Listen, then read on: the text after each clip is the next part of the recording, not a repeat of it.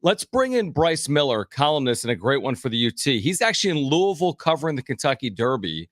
And Louisville, of course, is one of the great sites in Aztecs men's basketball history, what they did last year in the South Regional to get to the Final Four. But, Bryce, I stumbled on this today, an article you wrote, a column you wrote on Wayne McKinney III in November before the start of the season when he was at USD.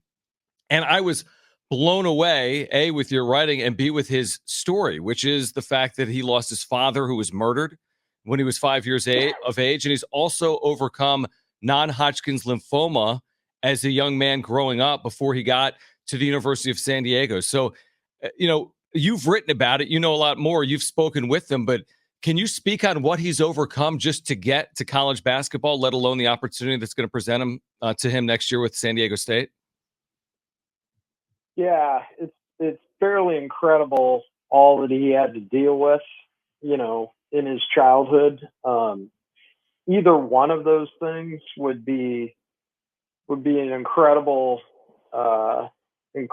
burden in the sense of not just emotionally, mentally, but also physically, potentially, and certainly in the case of the cancer diagnosis the cancer.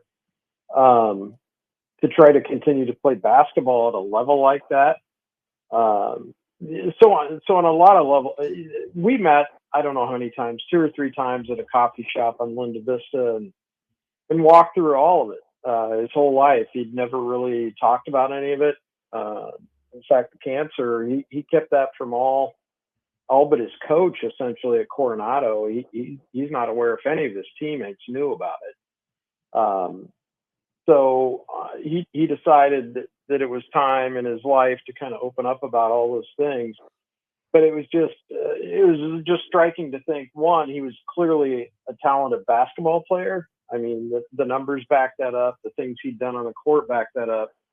But it became clear pretty quickly that what's most impressive about him is how he's navigated a life that threw a lot of challenges at him, especially as early as they did. Yeah, it's impressive to see everything that he's overcome and everything that he's gone through and coming out on the other side like he has. But going back to the court here, Bryce, what kind of player is San Diego State getting here for next season? Well, you can't always guarantee this, but he's one of those scorers who can defend. He's not a defender so much that it limits him offensively. He's not such an offensive player that he can't defend. I mean, he's a good mix of both of those things. And offensively, he's a guy who's in no way afraid of the big shot.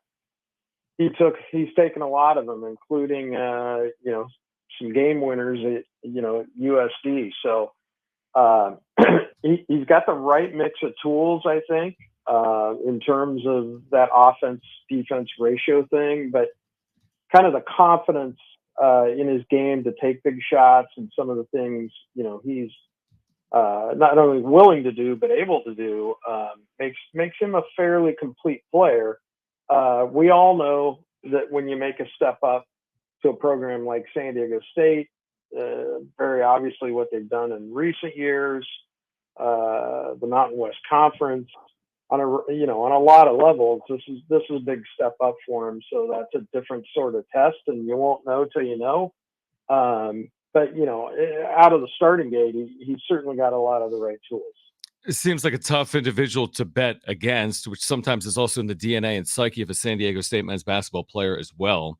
Bryce Miller, outstanding columnist with the UT, with us right now on John and Jim, just talking about Wayne McKinney III, the newest transfer to San Diego State. Bryce, can I ask, how did this idea of writing a column on his backstory even come to be? Like you said, you had to sit down with him multiple times to put something like this together. Do you recall how this even came to be in the first place?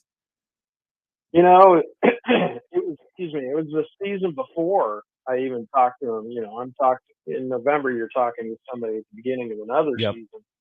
But at the end of the last one, I spent a decent amount of time with Steve Lavin, the coach at USC, at the end of the year, I did a big story on Lavin's life and, the ups and downs and what led him to USD, and, then did a few other things. And I just mentioned in his office one day, I'm always interested in kind of that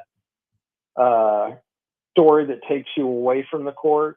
I mean, if that really illuminates and gives you a sense of who players are, in more than a basketball sense. If you run into those, just let me know. And he said, I might have one. And he told me a little bit about Wayne's story. And he said, I don't know if he'd be willing to talk about it, but I can talk to him and find out. And as we got closer to the beginning of that season, I mentioned to him, any chance he would do it. And they talked, and Wayne decided to connect, and so we